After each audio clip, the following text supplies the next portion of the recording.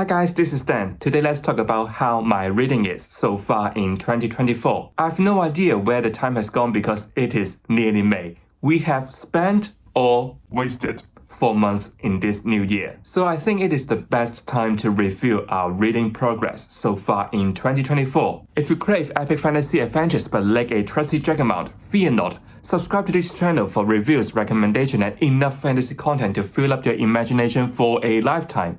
Without further ado, let's talk about our reading progress. I have set a goal by the end of 2023, which is to read at least 4 books in a month, so that in a year I could finish up to 48 books. I have done really well here and I achieved this goal every single month. By the time of filming, I have already read 70 books, which includes 2 audiobooks. The rest is of course physical books. I honestly can't believe I have already read this much so far in 2024 because I used to only read 1 book in a month, which is nothing in here. Now I am on BookTube and it does push me to read a little bit more and more consistently. Otherwise, I can come up with new video ideas. So in terms of the ratings of these 70 books, the average is 3.76 out of 5 stars. And I have scored 1 book with 2 stars, which is the lowest I have ever given. The median is of course 4 stars and I gave it to 9 books. This is my usual rating as I have enjoyed that book, but I think that book is missing some sort of wow factors to push it to another level, which is a 5 star. Talking about 5 stars, I have given it to 3 books. In terms of the genre, they're actually quite diverse. We have historical fantasy, we have romantasy, and of course the OG epic fantasy. The first one is He Who Drowned the World by Shirley Parker Chan. It is the historical fantasy and I love how dark it is. It is the second book of the Radiant King duology and I love the fact that this book focuses on the character itself more. And I also appreciate how the author has incorporated Chinese cultural elements into the story. Not just saying like yin yang, but relating yin to the ghost from the sea and they will suck the yang out of the human. Also successfully discuss social issues like cure and racial acceptance and identities, which I think is a great start for this subgenre. The second book, surprisingly, is a romantasy, which is House of Earth and Blood by Sarah J. Maas. Originally, I gave this book a 4 star, but by looking through the reading I have done so far in this year, I raised it to the 5 star level. This is actually my first time to read this subgenre romantasy and I was a little bit scared because I think it would be so cheesy. I love you, you love me, now you dump me situation, but it is not. I was shocked and I actually quite like it. Yes, it is a slow burn romance here, but I said it many times. Reading Sarah J. Maas is like watching a reality show that is full of drama, which makes it so easy to get through all the heavy world building in the very beginning of the book, and I also like every character got their background to make them the person today. Of course, there are definitely some smuts. I did flush a little bit because it is my first time to read romantasy. And I hope that I will continue on this series soon. The last book I have given 5 stars is Of Darkness and Light by Ryan Cahill, the second book of the Bound and the Broken series. With a huge reputation, I was slightly disappointed by the first book, but this one is definitely much better. The world is getting bigger and we are exploring different regions in Euphoria. I really like the adventures from different perspectives. Yes, Kalen is still like the chosen one, he played a major role in the story, but his sister, Ellen's journey is quite interesting. I quite like the dynamic with other companions, and I can't wait to check out the rest of the series. After talking about the ratings of the books, I would like to say a thank you to GSFF, because without them, I would never read so much different subgenres that I for sure would never touch. In January, we have got Voyage of the Damned by Francis White, which is like a murder mystery set in a fantasy world. In February, we've got The Book of Doors by Gareth Brown, which is like a contemporary book with magics. Looking at the picks later in this year, the subgenre is actually pretty diverse. We have got sci-fi and also epic fantasy. I was thinking I may need to utilize my skips better in this new year if I see something that I don't like, given that with the experience with 3 consecutive romantasy books last year, which was not great, those 3. And I don't see the need to do it now because I am quite happy with their choices so far in this year. Okay, enough talking about the books I have read.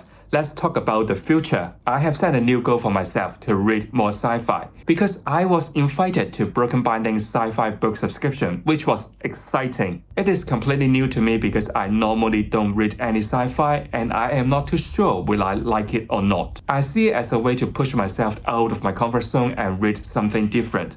and of course you need to pay for it. They start with probably the strongest set of books by Andy Weir. I will definitely do a read with me reading vlog, so if you want to see will I like sci-fi or not, stay tuned to it. It won't be long because the book is coming. In terms of the plans for the next quarter of the year, I would like to keep up with a 2-book subscription, the Broken Binding Sci-Fi Sub and also the GSFF. I hope that I can finish them by the month I've got it, or by the latest, the next month. Talking about the series that I have started in this new year, I would like to catch up with the Bound and the Broken series by Ryan Cahill, and also to complete the Kanye's trilogy by James Islington, so I can pick up his latest installment, The Will of the Many, soon. I am being a bit ambitious here because I would like to also finish the Poppy War and also the Powder Mage trilogy. Once I clear all these trilogies, I can start with the Mistborn Era 2 in the summer. I actually have already outlined my TBR for the next couple of months, and it looks a bit like this. I try to schedule to read 1 book from a series in a month, so that if it is a trilogy, I can finish it in 3 months, and also not boring you if I'm reading the same series in the same month. Imagine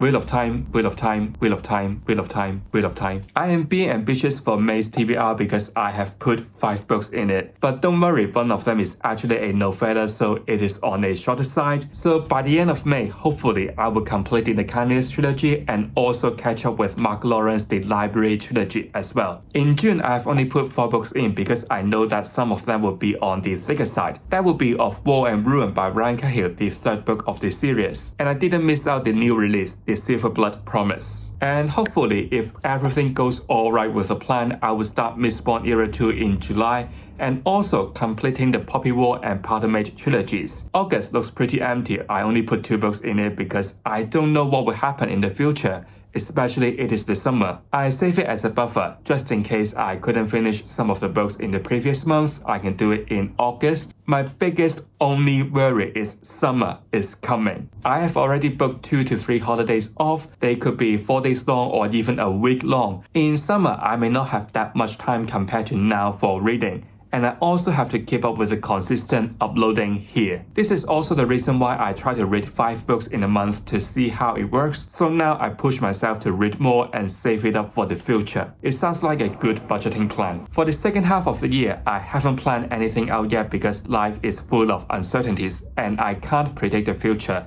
And also, I am stuck with new release. Remember, I nearly missed out The Sunday Demand by Brandon Sanderson. I just have 3 very brief directions for the rest of the year. First one is I may start the Dandelion Dynasty by Ken Liu in autumn, maybe reading the first book, The Grace of Kings, in September. The second one is I may return to The Wheel of Time by Robert Jordan and try to complete it in early 2025 because I only got 7 books left. The last one, I am pretty sure I will read Stormlight Archive 5 by Brandon Sanderson in December. So that's it for my reading progress so far in 2024 and also the plans for the rest of the year. Let me know how is yours going. Did you perform well and meeting all your goals, or did you find any of your new favorites? Feel free to share it in the comment below. So if you have enjoyed today's video, don't forget to give it a like. If you don't want to miss any content from me, make sure you have subscribed to my channel. I will see you real soon. Goodbye.